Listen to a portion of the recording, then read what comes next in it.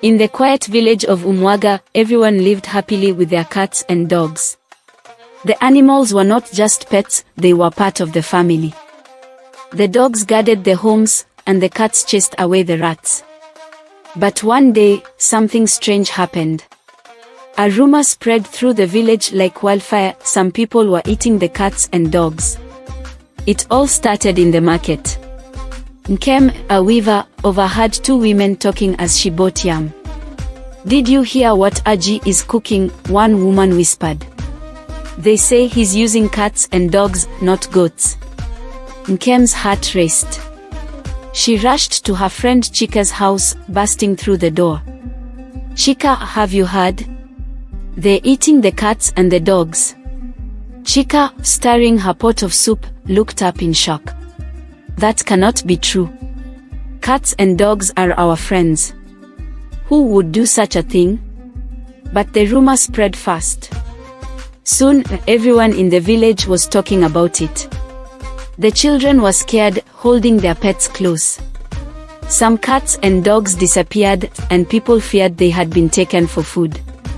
The rumor reached Igwe Nwosu, the king of Umuaga. Igwe Nwosu was a fair and kind ruler, and he loved animals. His loyal dog, Odi, was always by his side.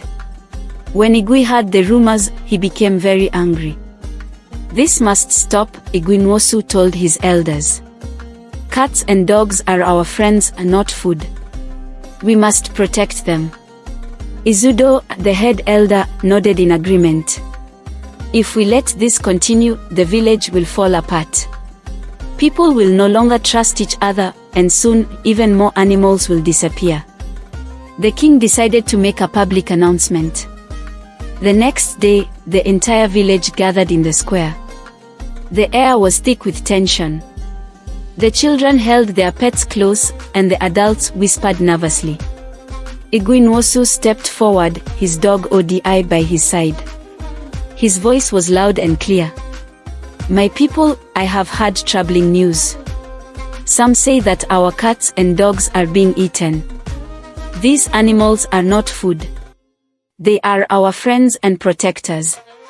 From now on, anyone caught harming a cat or dog will face punishment." The crowd murmured. Some people nodded in agreement, but others seemed unsure. Just then, a young boy ran into the square, crying. "They have taken my dog," he shouted. Aji's men took him to cook. The crowd gasped. Igwe Nwosu's face grew dark with anger. He ordered his guards to go to Aji's house immediately. The villagers followed, eager to see what would happen. When they arrived at Aji's house, the smell of cooking filled the air. Aji stood outside, his arms crossed. "Why do you come to my home with such noise?" he asked the king.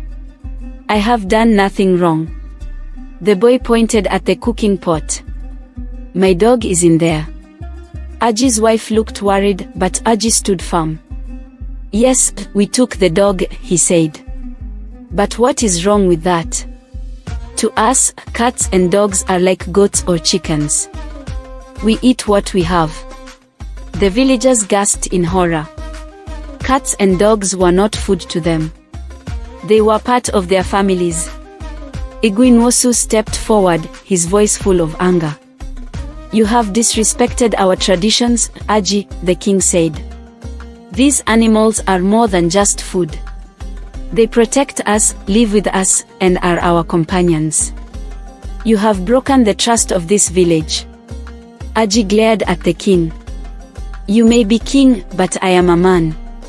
I can decide what is good for my family." The crowd began to argue. Some people wondered if Aji had a point. Food was sometimes scarce. But most stood firm, horrified by the idea of eating their pets. Izudo, the elder, spoke up. "Aji, you have broken a sacred trust. Cats and dogs are more than just animals. They are part of the balance between man and nature. By eating them, you have disrespected the village and the ancestors." Aji clenched his fists, his face pale.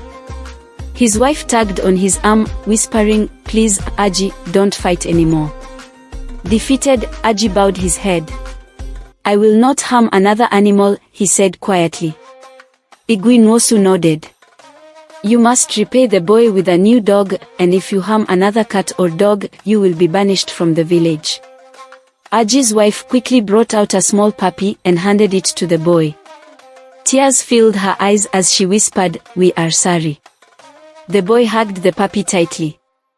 The villagers cheered, glad that justice had been served. The cats and dogs were safe once again. But as the sun set over Umuaga, Igwe Nwosu couldn't shake a feeling of unease.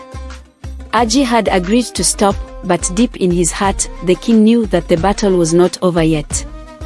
Would Aji and others like him truly keep their word, or would the village face this problem again in the future? For now, peace had returned, but the king remained watchful. Thanks for watching. Please don't forget to like, share, and subscribe.